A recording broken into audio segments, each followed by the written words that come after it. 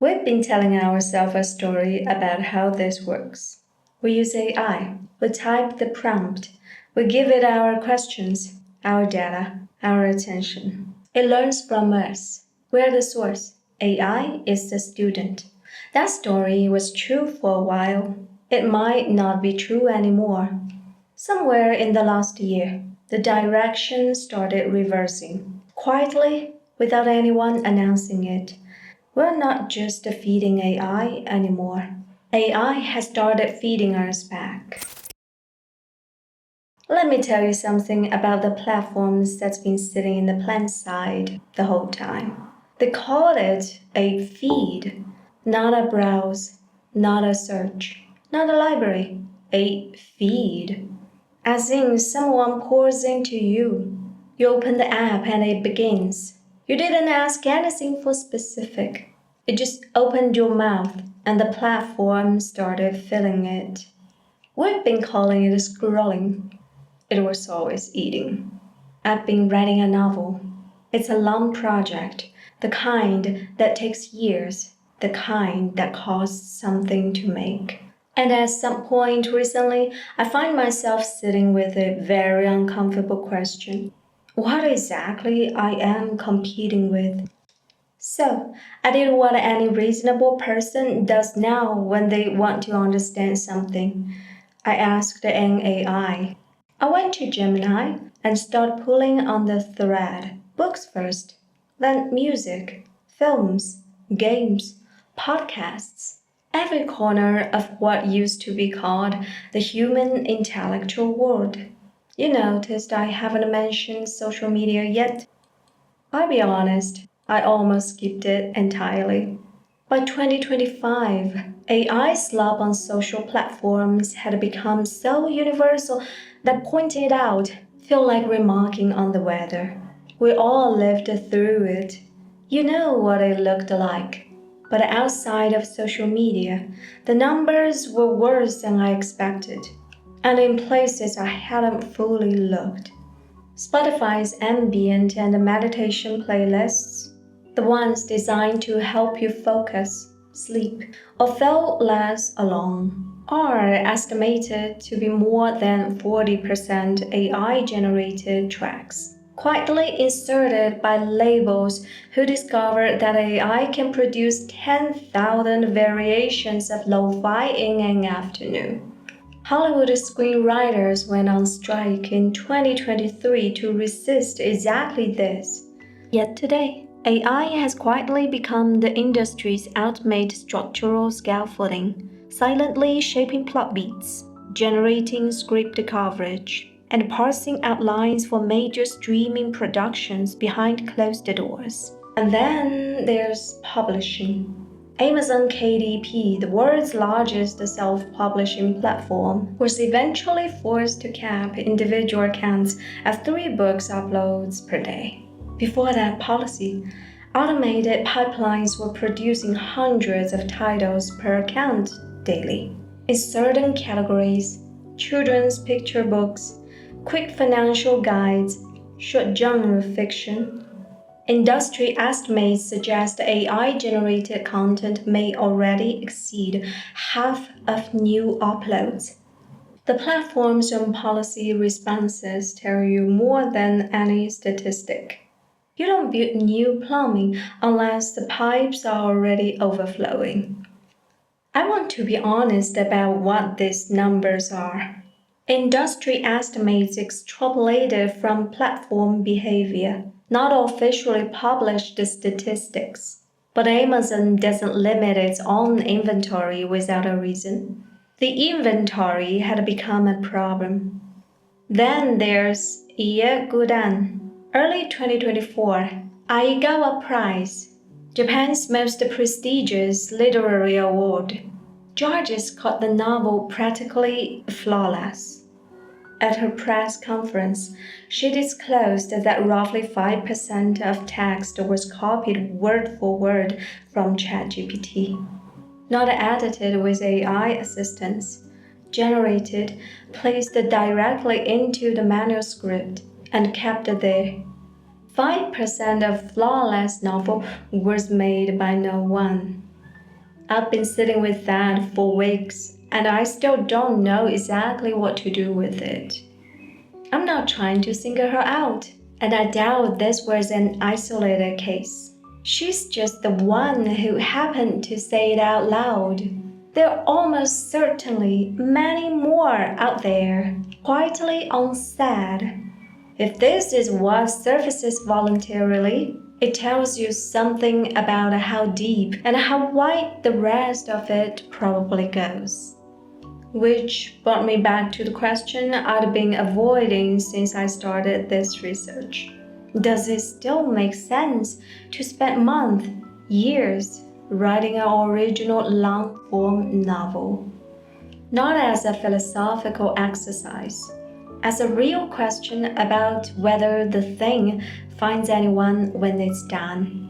Whether the algorithm has any interest in surfacing it, whether the people who might have loved it have already been trained by years of high-frequency, algorithmically curated content out of patience required to receive it. I don't have a clean answer yet. I'll tell you where I've landed by the end of this video. But I want you to sit with the question for now, because I suspect it might be yours too, in whatever form your own long, costly, unscalable project takes. Once saturation reaches the level Chapter 1 just described, it stops being only a perceptual problem. Can you tell what's real? And becomes a competitive one. Human-made work is now competing directly against an infinite, nearly free, tirelessly produced supply of synthetic alternatives for the same finite amount of attention. This is where the anger comes from. Musicians, authors, illustrators, actors, actresses. A lot of working creators are furious that algorithms have quietly throttled human-made work in favor of generative content. It gets framed as a moral failure. The platform doesn't value authenticity anymore. But algorithm doesn't have feelings. They don't have favorites. They're not capable of bias the way a person is. What they have is a mandate. Maximize engagement, minimize cost. Repeat. Right now, generative AI content is extremely good at hitting fast, predictable performance numbers in the crucial first hours after posting.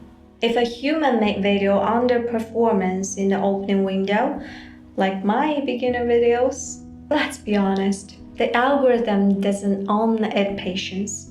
There's no sentimental allowance for effort. There are 100 more uploads in the queue, several of them synthetic, with a known track record of holding attention in the first 45 seconds with longer retention. The platform isn't choosing AI over humans out of preferences. It's choosing whatever wins, faster, with less risk. I have to be honest about where I actually stand in this, because I don't think I get to comment on it from a comfortable distance. I was a starving artist once, then a graphic designer.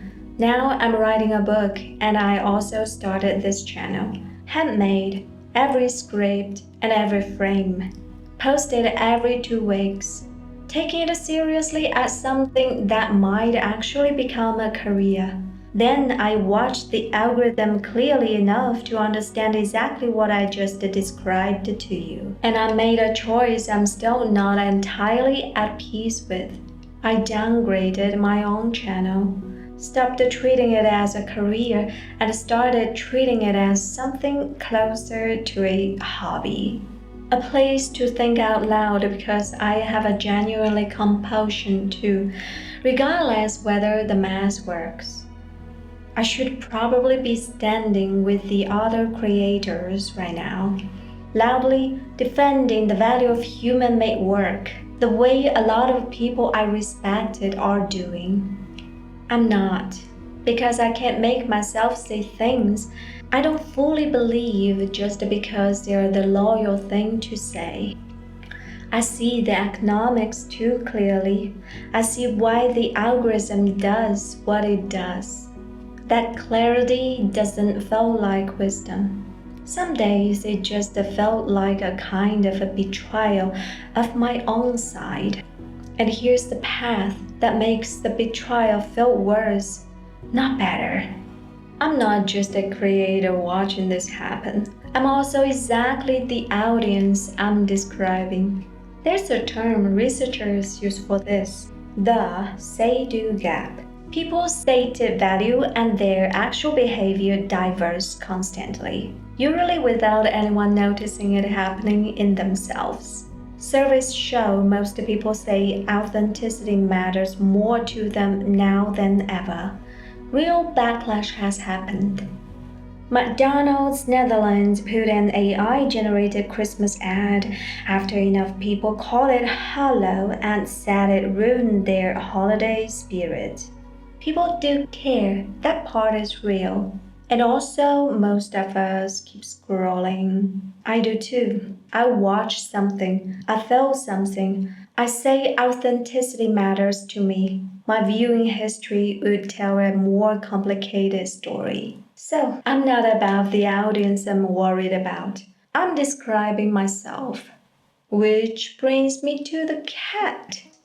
Yes, that cat, shooting us. Possibly alive, possibly not. Genuinely undetermined until someone opens the box and looks. That's authenticity for most of us, most of the time. And admitting that means I have to be honest about something that complicates my own previous argument. In an earlier video, I argued that AI generated content feels hollow. That something closes the moment you suspect that there is no human consciousness behind it. I still believe that, but I've noticed the hollowness only arrives after I know. Before detection, I just feel whatever the content makes me feel, which means the emptiness wasn't in the object. It was triggered by my awareness of the object's origin. Somewhere a physicist is yelling at their screen right now. Yes, I'm aware this is just the observer effect wearing a content creation costume. The hollowness exists and doesn't exist simultaneously until I check. I'm arguing against my own previous argument. I'll let you decide what to do with that. Most of the time, we don't check. The box stays closed because opening it costs something we don't want to pay. We get to keep feeling whatever we were already feeling. And the question of whether it was earned by a human consciousness or generated by a pattern matching system simply never resolves. We're not hypocrites for this exactly. We're something more specific and slightly sadder. We're observers who have learned mostly without deciding to, that not looking is sometimes the most comfortable choice. Here's something I started noticing around the start of this year that didn't match what we'd been saying about AI content for the past year. 2025 was the year of AI slop, low effort, mass produced, with no quality threshold because none was required.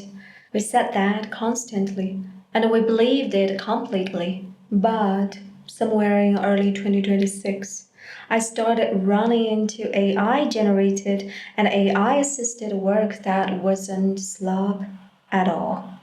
Work with an actual point of view, a specific aesthetic choice that felt deliberate rather than default. Something that read like someone who knew exactly what they wanted had used the tool to get there faster, not someone who typed the 6 words and published whatever came out. That bothered me, honestly. It complicated the argument I'd already made. So I went looking for whether anyone had started this properly. And it turns out a team at the University of Florida had. A paper published this year in the Journal of Marketing Research, modeling exactly the shift I'd noticed. When AI content is mediocre, it hurts everyone. Consumers can't find anything worth their time, and professionals get buried under the volume. But as the tools get better, something splits. Consumers gain access to genuinely better work. And professionals, the ones who already knew what they were doing before generative AI existed, get to do it faster, not worse.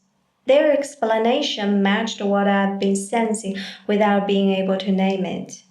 The problem was never AI itself, it was quantity drowning out judgment.